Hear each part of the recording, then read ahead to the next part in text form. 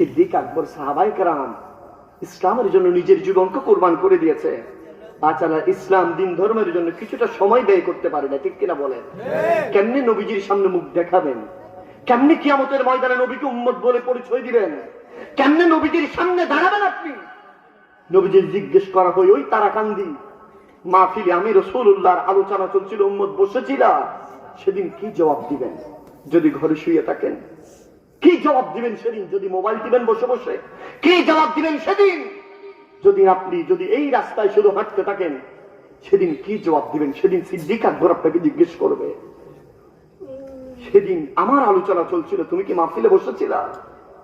সেদিন আজকের মাহফিল যদি আপনি বসে থাকেন, দিল থেকে মোহাব্বত নিয়ে যদি বসেছেন, বসেছেন, সিদ্দিক আকবর আলোচনা শুনেছেন, নবীজির আজকের আলোচনা যদি শুনেছেন তাহলে এই মাহফিল সেদিন আমার আপনার নাজাতের জরিয়া হবে। আমাকে আপনাকে এই মাহফিল জান্নাতে নিয়ে যাবে, আমাকে আপনাকে এই মাহফিল রসুল পাকের শাফাত নসিব করবে, আমাকে আপনাকে এই মাহফিল হাউজে কাউসারের পানি পান করাবে, আমাকে আপনাকে এই মাহফিল মিজানের পাল্লায় আমলনামা বাড়ি হবে, আমাকে আপনাকে এই মাহফিল ফুলসিরাতের পার হয়ে যাবেন চোখের পলকে, ঠিক কিনা বলেন? সেজন্য আমার নবীজির সিদ্দিক আকবর কেমন শ্রেষ্ঠত্ব শুধু যদি আমি কয়েক মিনিটে যদি বলি, সিদ্দিক আকবর তিনি ওই ব্যক্তি যিনি সর্বপ্রথম ইসলাম ধর্ম গ্রহণ করেছেন, তিনি সিদ্দিক আকবর। সিদ্দিক আকবর ওই ব্যক্তি যিনি সেই ব্যবসায়ী কাজে সিরিয়া গিয়েছিলেন, সেখান থেকে খামের মাধ্যমে যিনি ইসলাম কবুল করলেন, তিনি সিদ্দিক আকবর। যিনি সর্বপ্রথম নবীর কাছে কালেমার দাওয়াত গ্রহণ করলেন, তিনি সিদ্দিক আকবর। যিনি ইসলামের জন্য 40,000 দিরহাম খরচ করেছিলেন, তিনি সিদ্দিক আকবর। যাকে জান্নাতের সুসংবাদ দিয়েছিলেন, তিনি হচ্ছেন সিদ্দিক আকবর। জোরে বলেন, আরো জোরে বলেন। তিনি ওই সিদ্দিক আকবর যিনি সর্বপ্রথম ইসলাম বাহ্যিক ভাবে খোলামেলাভাবে প্রচারের জন্য নিজে পাথর খেয়েছেন, আহত হয়েছেন, তিনি সিদ্দিক আকবর। তিনি ওই সিদ্দিক আকবর যে সিদ্দিক আকবরের জন্য আমার নবী বলছেন, সিদ্দিক আকবর আমার বাল্যকালের সাথী, আমার হিজরতের সাথী। নবীজি 6 মাস আগে সিদ্দিক আকবরকে বলে রেখেছিলেন, ও সিদ্দিক, হিজরত করতে হবে। 6 মাস পরে নবী সিদ্দিক আকবরের দরজায় দাঁড়িয়ে ইয়া আবু বকর বলে ডাক দিয়েছিলেন। সিদ্দিক আকবর একবারে দরজা খুলে দিয়েছিলেন। নবীজি বললেন, সিদ্দিক তুমি কি ঘুমাও নাই? সিদ্দিক আকবর বলেছিলেন, ইয়া রাসূলুল্লাহ, 6 মাস আগে আপনি বলেছিলেন হিজরতের কথা, নবী 6 মাস পর্যন্ত আমার পিঠটা আমি বিছানার সাথে লাগাই নাই। জোরে বলেন। তিনি হচ্ছেন আবু বকর সিদ্দিক, যিনি গারে সোরে নবীকে কাঁধে নিয়ে উঠেছেন সেই পাহাড়ে, তিনি আবু বকর সিদ্দিক। যিনি 3 রাত 3 দিন গারে সোরের ভিতরে ছিলেন, তিনি আবু বকর সিদ্দিক। যিনি নবীদের সাথে মদিনায় গিয়েছেন, তিনি আবু বকর সিদ্দিক। যিনি উহুদে, খন্দকে, খায়বারে, বদরে নবীর সাথে যুদ্ধ করেছেন, তিনি সিদ্দিক আকবর। নবীদের পাশে যিনি সব সময় থাকতেন, তিনি সিদ্দিক আকবর। যিনি ইন্তাকালের পরেও নবীর পাশে আছে, তিনি সিদ্দিক আকবর।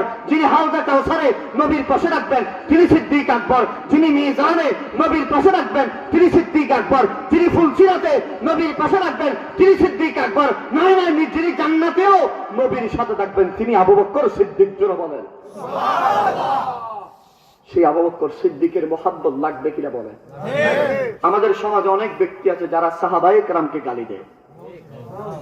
নাউজুবিল্লাহ, একটু জোরে বলেন। এরকম আসেনি? মনে রাখবেন, যাদের ব্যাপারে আমার নবী বলছেন আসহাবিকান নুজুম, যাদের ব্যাপারে কোরআন শরীফ বলেছেন লিসাহিবিহি, যে সাহাবী সিদ্দিক আকবরকে কে বলেছেন? আল্লাহ সাহাবী বলেছেন। সুবহানাল্লাহ। সে সিদ্দিক আকবরকে গালি দিলে কি ঈমান থাকবে? আরো জোরে বলেন, থাকবে? সেই সিদ্দিক আকবর কেমন নবীজির আশিক ছিলেন। তাবুকের যুদ্ধে মদিনাতুল মুনাওয়ারায় খরা চলছে, সবাই এক একজনের এক একটা নিয়ে হাজির। নবীজি বললেন, যুদ্ধের ঘোষণা দিয়েছেন। নবীজি বললেন, কার কি আছে দাও, বাইতুল মালে দাও, যুদ্ধের জন্য প্রস্তুতি হতে হবে। ফারুক আজম বলে যে এটাই তো আমার জন্য সবচেয়ে সুবর্ণ সুযোগ, আমি কখনো দানের দিক দিয়ে সিদ্দিক আকবরের চেয়ে এগিয়ে যেতে পারি না, এবার মনে হয় এগিয়ে যেতে পারবো। সুবহানাল্লাহ। আরেকটু জোরে বলেন সুবহানাল্লাহ। ফারুক আজম করে গেলেন, সমস্ত সম্পত্তিকে দুই ভাগে ভাগ করলেন। কয় ভাগে? সমস্ত সম্পত্তিকে 2 ভাগে ভাগ করে নবীজির কাছে আসলেন। সুবহানাল্লাহ। সাহাবায়ে কেরাম সবাই বসা। আমার নবী ফারুক আজমকে বললেন, ফারুক আজম কি দিবা ইসলামের জন্য? ইয়া রাসূলুল্লাহ, আমার সমস্ত সম্পত্তিকে আমি 2 ভাগে ভাগ করেছি, এক ভাগ ঘরের জন্য রেখেছি, আর এক ভাগ ইসলামের জন্য কোরবান করে দিয়েছি। উসমান গনি বলেন, ইয়া রাসূলুল্লাহ, আমি 1000 উট কোরবানি দিব, সৈন্যদেরকে সাজিয়ে দিব, নগদ অর্থ দিব, টাকা পয়সা ধন দৌলত দিব। সবার সবকিছু জোগাড় করলেন, যুদ্ধের ময়দানে এই মুহূর্তে যেতে হবে, কিন্তু আমার নবী যে কোনো একজনের অপেক্ষায় আছেন। সুবহানাল্লাহ বলেন। আমার নবী কার? কাউকে যেন খুঁজছিলেন আমার নবী। ফারুক আযম দাঁড়ানি, ইয়া রাসূলুল্লাহ, আপনি কি কাউকে খুঁজছেন? আমার নবী বলছেন, হ্যাঁ। ইয়া রাসূলুল্লাহ, কাকে খুঁজছেন? তখন আমার নবী বলছেন, আমি আবু বকর সিদ্দিকের জন্য বসে আছি। কার জন্য? হযরত আবু বকর সিদ্দিকের জন্য আমি বসে আছি। দেখা যায় অনেক দূরে কে যেন আসতেছে মনে হচ্ছে। আমার নবীকে একজন সাহাবী বলেন, ইয়া রাসূলুল্লাহ, কে যেন আসছে, তাহলে এটা অন্য কেউ হবে না, সিদ্দিক আকবর হবে। সুবহানাল্লাহ বলেন।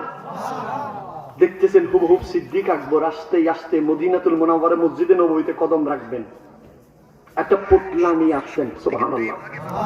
আমার নবী হেসে হেসে বলতেছেন, সিদ্দিক, তোমার অপেক্ষায় আছে, বলো কি এনেছো, আমাকে একটু দাও। সিদ্দিক আকবর চোখের পানি ছাড়তেছেন। আল্লাহু আকবার বলেন। চোখের পানি ছেড়ে ছেড়ে সিদ্দিক আজকের কান্না কেন, বলো কান্না কেন?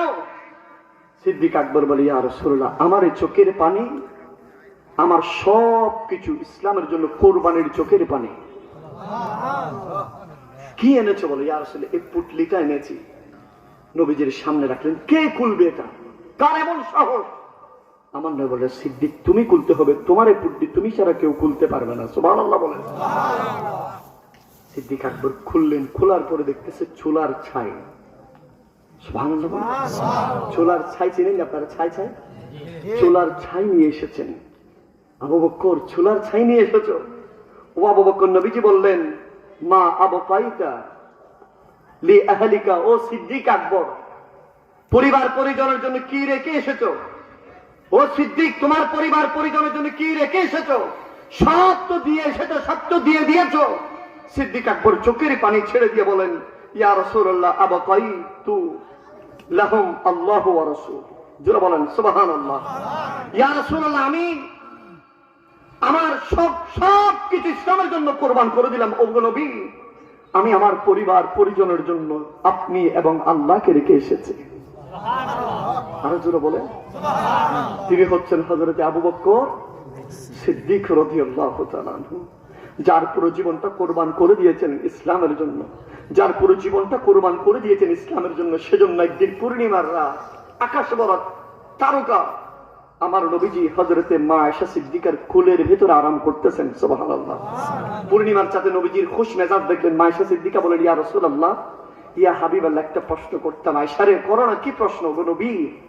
এই আকাশে যতগুলো তারকা, তত পরিমাণ আমল আপনার উম্মতের কারো আছে? আমার নবী সেকেন্ড চিন্তা ভাবনা ছাড়া, হ্যাঁ, তত পরিমাণ আমল আমার ফারুক আজমের আছে। আর একটু জোরে। এখন মায়েশা সিদ্দিকার আব্বাজান সিদ্দিক আকবর একটু মনে কষ্ট লাগতেছে, কারণ সিদ্দিক আকবর ছোটবেলা থেকে দেখতেছেন সবকিছু কোরবান করে দিচ্ছেন। নবীজি তো বুঝছেন। সুবহানাল্লাহ বলেন। নবীজি গায়েব জানেনি? বলেন। জানে জানে জানে। আল্লাহু আকবার বলেন। নবীজি বলেন, আয়েশা রে, তুমি কি মন খারাপ করেছো? ইয়া রাসূলুল্লাহ, হ্যাঁ, আমি ছোটবেলা থেকে দেখছি আমার বাবাজান সবকিছু ইসলামের জন্য কোরবান করে দিয়েছেন। ওগো নবী, আপনি আমার বাবার কথা বলেন নাই। তখন আমার নবীজি বললেন, আয়েশা রে, শুনে রাখো, কিয়ামত পর্যন্ত আমার যত উম্মত আসবে, সকল উম্মতের আমল যদি এক পাল্লায় রাখা হয়, আমার সিদ্দিকের এক রাতের আমলের সমান হবে না। বলছে সে কোন রাত? বলে যে রাতে মক্কা থেকে আমার নবী হিজরত করে মদিনা যাচ্ছিলেন। মক্কা থেকে হিজরত করে মদিনা যাওয়ার সময় কাফেররা চারিদিকে একের পর এক তীর নিয়ে, তলোয়ার নিয়ে আমার নবীকে খুঁজতেছেন দুনিয়া থেকে বিদায় করে দেওয়ার জন্য। সিদ্দিক আকবর গাড়ে সুরের নিচে আসলেন। আমার নবী উঠতে পারতেছেন, আমার নবীকে কাঁধে নিয়ে গাড়ে সুরে উঠেছেন। সুবহানাল্লাহ। সমস্ত গর্ত পরিষ্কার করলেন, গর্তের ভিতরে ঢুকে গেলেন। একটা গর্ত খালি ছিল। আমার নবী ফুল মোবারকের মধ্যে সিদ্দিক আকবর বসে আছেন। আল্লাহু আকবার বলেন। কাফেরের পা দেখা যাচ্ছে। ইয়া রাসূলুল্লাহ, পা দেখা যায়। তখন আমার নবী সিদ্দিক আকবরকে বলতেছে, সিদ্দিক, তুমি কি মনে করছো এখানে আমি আর তুমি আর কেউ নাই? সঙ্গে সঙ্গে আল্লাহর কোরআনের আয়াত নাযিল হলেন, লিসাহিবি লা তাহজান ইন্নাল্লাহা মানা। ও রাসূলুল্লাহ, সাহাবী সিদ্দিক, তুমি ভয় করো না, হতাশা হই না, টেনশন করো না। এখানে শুধু তুমি সিদ্দিক, আমার নবী নয়, এখানে আমি আল্লাহ, তোমাদের সাথে আমরা তিনজন আছি। জোরে বলেন সুবহানাল্লাহ। সেই গাড়ে সুরের ভিতরে সমস্ত ফটক গুলো নেড়ে দিয়েছেন, একটা গোলা ছেড়ে সেটা পা দিয়ে ঠেস দিয়েছেন, সাপে দংশন করেছে। সিদ্দিক আকবর নবীকে দেখেছেন? আরো জোরে বলেন, দেখেছেন? আমরা হলে বলতাম যে ইয়া রাসূলুল্লাহ তাড়াতাড়ি উঠেন, আমাকে সাপে দংশন করেছে। কিন্তু সিদ্দিক আকবর সাপের দংশন কে পুরো শরীর কালো হয়ে গেছে বিষে, হঠাৎ বিসহ্য করতে না পেরে এক ফোঁটা চোখের পানি আমার নবীর চেহারায় মোবারকের মধ্যে পড়েছে। আমার নবী চোখ খুলে দেখে সিদ্দিক আকবরের চেহারা কালো হয়ে গেছে। সিদ্দিক কি হয়েছে ইয়া রাসূলুল্লাহ? আমাকে সাপে দংশন করেছে। পা বের করে দিলেন, আমার নবী তুতু মোবারক লাগাই দিলেন। আরে আবু বকর সিদ্দিক রে, সাপে কামড়াইছে, আরে আঙ্গ নবীর মুখের তুতুই বালা হয়ে গেছে, ঠিক কিনা বলেন? এই বালা কি যেতে হেতে করতে হারেনি? আরে বিজ্ঞানীদের বিজ্ঞানী আঙ্গ নবীজি, ঠিক কিনা বলেন? তার নাম হচ্ছেন হযরতে আবু বকর সিদ্দিক রাদিয়াল্লাহু তাআলা আনহু। জোরে বলেন সুবহানাল্লাহ। সেই আবু বকর সিদ্দিকের পুরো জীবন কোথায় কুরবান করে দিয়েছিলেন? নবী করিম সাল্লাল্লাহু আলাইহি ইসলামের কদমে। সেই আবু বকর সিদ্দিকের দুনিয়া শেষ সময় যখন চলে আসতেন, আবু বকর সিদ্দিক নবীজি দুনিয়া থেকে বিদায় নেবেন, এমন সময় সিদ্দিক আকবরের কান্না। হাই সিদ্দিক আকবর বরদাস্ত করতে পারে না। সিদ্দিক আকবর বলে যে ইয়া রাসূলুল্লাহ, ইয়া হাবিবাল্লাহ, আমি আপনাকে ছাড়া দুনিয়ায় থাকতে পারবো না। ওগো নবী, আমার সম্ভব নয়। ইয়া রাসূলুল্লাহ, আমি তাকে সম্ভব নয়। আমার নবী বললেন, সিদ্দিক রে, মনে রেখো, আমি যাওয়ার সঙ্গে সঙ্গে কিছুদিনের ভিতর তুমি আমার সফর সঙ্গী হয়ে যাবা। সুবহানাল্লাহ বলেন। নবীজি দুনিয়া থেকে বিদায় নিলেন। খলিফাতুল মুসলিমিন কে হলেন? হযরতে সিদ্দিক আকবর। জোরে বলেন সুবহানাল্লাহ। 2 বছর 3 মাস তিনি কি করেছিলেন? খেলাফত পরিচালনা করেছেন। এই 2 বছর 3 মাসের ক্রান্তি লগ্নে উনি অসংখ্য পুরো জীবনটা সিদ্দিক আকবর নবীর প্রেমে কাটিয়ে দিয়েছেন। সুবহানাল্লাহ বলেন। শেষ সময় সিদ্দিক আকবর এসে যখন অসুস্থ হয়ে গেলেন, পৃথিবীর বড় বড় হেকিমদেরকে তিনি আনলেন। আনার পরে কি হয়েছে? মায়েশা সিদ্দিকা বলেন, বাবা আপনার কি হয়েছে? বড় বড় ডাক্তার আপনাকে চেক আপ করছে, পরীক্ষা করছে, কি হয়েছে আপনার? তখন ওনার ঘরের উপরে কালো হয়ে গেছে। সুবহানাল্লাহ। ঘরের চাকরি হয়ে গেছে নির্দিষ্ট একটা জায়গায়, কালো হয়ে গেছে, কালো হয়ে গেছে। বাবা এই কালো দাগটা কিসে? সিদ্দিক আকবর বলে যে আমার ভেতরে যে নবীর প্রেমের আগুন জ্বলতেছে, সেটা এটা আগুনের স্পষ্ট লেগে কালো হয়ে গেছে। কেমন নবীর প্রেমিক ছিল। আর সে সিদ্দিক আকবর দুনিয়া থেকে বিদায় নেবেন, হায়াত একদম শেষের দিকে। তিনি সাহাবায়ে কেরামদেরকে সবাইকে ওসিয়ত করে গেলেন, যদি আমার সময়ের ভিতরে তোমাদেরকে যদি কষ্ট দিয়ে থাকে আমাকে মাফ করে দিও। মনে রেখো, আমার দুনিয়ার সবকিছু আমি করেছি আমার নবীর চেহারার দিকে তাকিয়ে।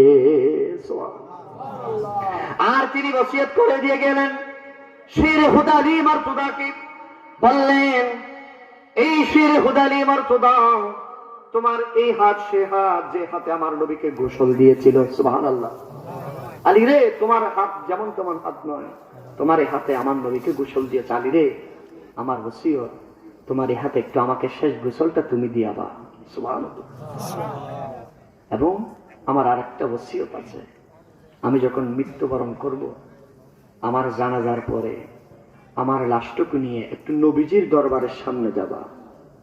সুবহানাল্লাহ বলেন। যদি যাই, যদি ভেতর থেকে যদি আওয়াজ আসে সিদ্দিক আকবরকে আমার পাশে দাফন করো, তাহলে করিও। আর যদি আওয়াজ যদি না আসে, তাহলে জান্নাতুল বাকিতে দাফন করিও। সিদ্দিক আকবর দুনিয়া থেকে বিদায় নিলেন। হাই হাই সবাই কান্না করছে। নবীজির একটা খুশবু আমরা সিদ্দিক আকবর থেকে পেতাম। চেহারায় নবীজির সাথে মিল ছিল সিদ্দিক আকবরের। আর সিদ্দিক আকবর দুনিয়া থেকে বিদায় নিলেন। আমাদের কি হবে? আমরা কার কাছে যাব? আর কার কাছে গিয়ে নবীজির খুশবু নিব? এমন সময় শের খোদা আলী মর্তুদা গোসল দিয়ালেন। দিয়ানোর পরে জানাজা হলো। তারপরে নবীজির চৌকাতের সামনে সিদ্দিক আকবরের লাশকে রাখলেন। লাশকে রাখলেন। ভিতর থেকে শের খোদা আলী মর্তুদা বললেন, ইয়া রাসূলুল্লাহ, আপনার হিজরতের সাথী, আপনার বাল্যকালের সাথী, আপনার সব কিছুর সাথে আপনার সিদ্দিক আকবর আপনার পাশে ঘুমাইতে চায়। ওগো নবী, আপনি যদি অনুমতি দেন আপনার পাশে দাফন করব। সুবহানাল্লাহ। সাহাবীরা সবাই দাঁড়িয়ে আছে। ভিতর থেকে আওয়াজ আসতেছে। সুবহানাল্লাহ। আওয়াজ আসতেছে, আমার সিদ্দিক আকবরকে আমার পাশে দাফন করে দাও। সুবহানাল্লাহ। আরো জোরে বলেন সুবহানাল্লাহ। কেমন প্রেমিক! এখনো পর্যন্ত সিদ্দিক আকবরের রওজা শরীফ কোথায়? নবীজির পাশে। আহা, কোথায় কোথায় ওনার রওজা শরীফ? মদিনায়, নবীজির পাশে উনি শায়িত আছেন। কেমন প্রেমিক এবার বলেন আপনারা আমাকে। আমরা সিদ্দিক আকবরের মতো প্রেমিক হওয়ার দরকার আছে না নাই? সিদ্দিক আকবরের মতো আশেক হওয়ার দরকার আছে না নাই? সিদ্দিক আকবরের মতো নবীর প্রেমিক হওয়ার দরকার আছে না নাই? সিদ্দিক আকবর নবীর প্রেমিক কিভাবে হয়েছে জিজ্ঞেস করতে পারেন। হুজুর নামাজ দিয়ে না, রোজা দিয়ে না, হজ দিয়ে না, সিদ্দিক আকবর আশেক হয়েছেন নবীর প্রেম দিয়ে। আরো জোরে বলেন। সিদ্দিক আকবরের পুরো জীবনটা কি? নবীজির প্রেম, নবীজির মোহাব্বত, নবীজির প্রেম ছাড়া আর কিছু তিনি বুঝতেন। আরো জোরে বলেন। সিদ্দিক আকবরের তিনটা পছন্দ, আমাদের পছন্দ আছে না নাই? যুবকদের পছন্দ আইফোন নেওয়া, যুবকদের পছন্দ বাইক নেওয়া, হুন্ডা নেওয়া, ঠিক না বলেন? যুবকদের পছন্দ আমেরিকা যাওয়া, London, Japan, German, Singapore, Hong Kong, Beijing যাওয়া। আর সিদ্দিক আকবর বলছে, ইয়া রাসূলুল্লাহ, আমার তিনটা আশা, তিনটা ইচ্ছা। সুবহানাল্লাহ। সিদ্দিক, তোমার ইচ্ছা আছে? হ্যাঁ। কি কি বলো? ইয়া রাসূলুল্লাহ, এক নাম্বার, আমি আপনার সামনে বসে আপনার চেহারার দিকে তাকিয়ে থাকি।